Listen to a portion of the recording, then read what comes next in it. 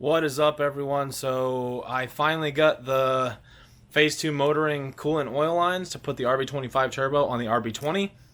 The reason you have to do this is because the banjo bolts are not the same size on the RB20 turbo as the 25 turbo.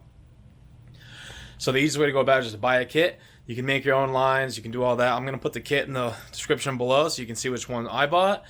But this is the easiest way to run an RB25 turbo on an RB20 to plumb up your coolant and oil lines. So I want to show you guys something. The RB20 coolant banjo bolt, RB25 coolant banjo bolt. You can see the size difference here. The 25 is considerably larger. But check this out. I don't know if you can see that. The 20 is completely clogged up. So that is actually a common problem on the RB20s. And it loses coolant, whether it's on the return or the feed side. Cause a lot of problems. So I think that's probably why the turbo blew. So we're not going to be using these either because the full phase 2 motoring kit that I bought includes all the AN lines to run everything. So the first thing we got to do is ditch these metal lines that are in the car and switch to AN lines, and we can throw the turbo back in. So we got the oil line here, which goes into the block. So all we got to do is unbolt that there, pull that out of the way, replace that line, which is super easy. The coolant lines, we got one that goes to the block down bottom here, which is super easy to get to. That is your return. And your feed is going to be coming around the back of the engine. So I'll show you that one afterwards, but let's go ahead and do the other ones first. The oil return we're not going to mess with. It's just going to use the same pipe that goes back in. Let's get these couple guys out of the way and swapped over, and we'll be back to do the other side.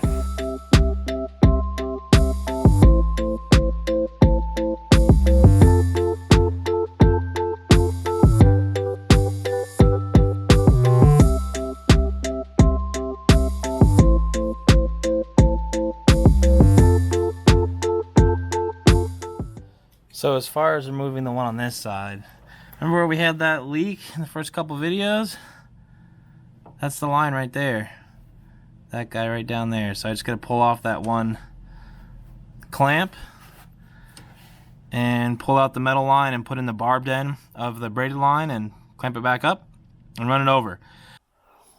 So this is the line that comes out of the back of the head for the coolant return. I thought it was the feed, but it's actually the return. So this little other guy on the end here, that guy actually goes into the intake manifold. So we're just going to block that off, and then from where it comes out of the head to go into, or the block, sorry, to go into the line to go to the turbo, we're just going to run our complete line over there. So when you go to pull it off, you'll notice that there's this little guy hooked up to this line here. Make sure you pull him off as well. Alright, so she's ready to go in. What I like to do is put a little penetrating oil around the oil return so it slides in better. And you want to put your AN lines on first before you put it in.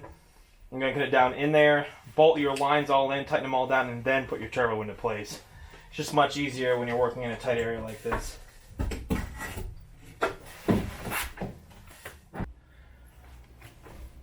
Alright, I got all but the outer coolant line to get on, but that one's easy to get to afterwards, so let's go ahead and get this guy in place. It's not the easiest thing to do in the world. You're trying to get it lined up to the up pipe, the down pipe, or sorry, the header and the down pipe. Come from the Subaru world here. Now what pipe's on this guy? But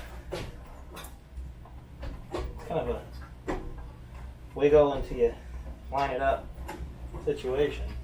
Alright, so I got it all bolted up and all back together. I had to go to a larger size coupler here, but I had some laying around just because it is larger for the inlet for the turbo. The intake all went back together just fine. Everything else is all back together. I got all the coolant back in it, and I'm going to go ahead and try to fire it up.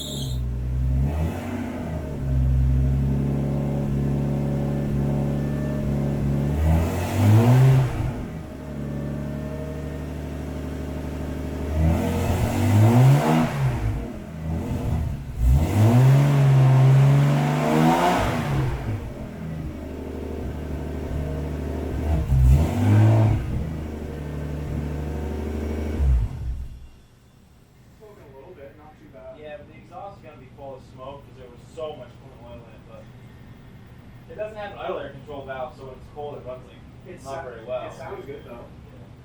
Oh, it definitely sounds better. It was like, I feel like that was exactly the problem because before, remember, like it sounded really weird. Yeah. It sounded like the exhaust had like a chatter to it. So I don't know if like the turbine wheel was like plugged up. Just making sure everything looks dry. So far, so good. I mean, I didn't see any fire. I was watching. I don't see any new leaks outside of the ones that we fixed. I didn't hear any fluid dripping.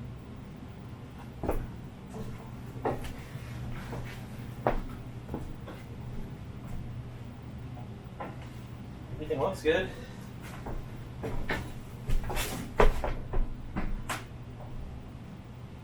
No leaks under it. I'm going to go ahead and move everything out of the way and see if we can take it around the block.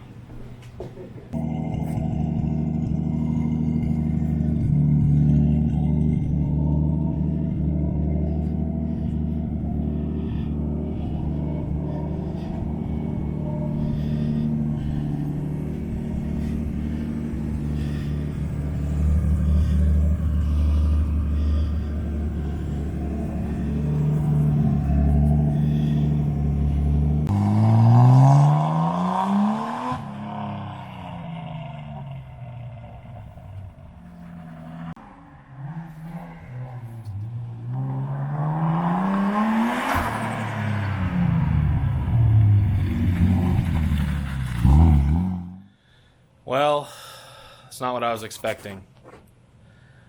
Pretty confident the motor's got issues now. The fact that it's doing the exact same thing, putting oil in the downpipe and everything, it's very unlikely it's a turbo at this point. I mean, I can do a compression test. It might just be the head gasket. I don't know. I gotta decide what I'm gonna do. Part of me says I should fix it and keep putting more money into it.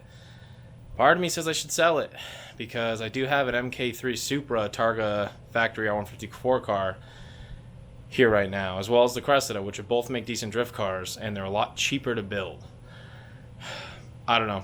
I need to think on it and see what's going on. Let me know what you guys think. Basically, if you had to choose between a RB20 S14, 2JZ MK3 Supra, or the V8 Cressida for a drift car, what would you choose? Let me know in the comments. Thanks to you guys for watching. Like, comment, subscribe. I'm trying to grow this channel. I really appreciate all the help. Thank you everyone for watching. See you next time.